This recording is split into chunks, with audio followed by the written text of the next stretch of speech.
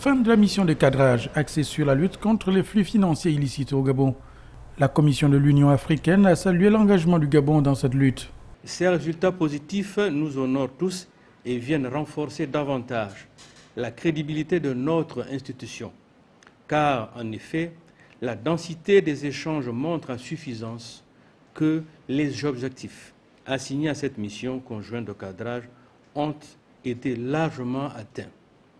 C'est l'occasion pour moi de remercier l'ensemble des participants pour le travail accompli avec professionnalisme.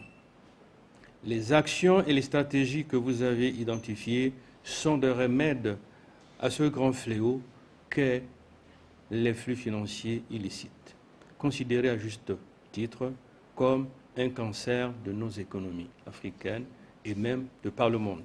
Mieux outillé sur la question, le Gabon s'est satisfait des objectifs de cette mission qui ont été largement atteints. Cette mission marque une étape décisive dans notre quête commune de lutte contre les flux financiers illicites et par-dessus tout dans notre désir de mieux mobiliser nos ressources internes en vue de les canaliser vers de réels projets de développement du continent.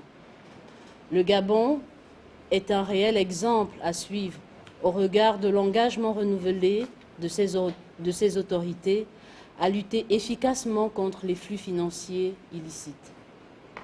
Je puis vous assurer que la Commission de l'Union africaine prend acte de cet engagement et formule le souhait de travailler plus étroitement avec l'État gabonais, les partenaires sociaux, ainsi que les partenaires techniques et financiers pour atteindre cet objectif. De son économie, le Gabon veut tordre le cou aux flux financiers illicites considérés comme des infractions assimilées ou annexes.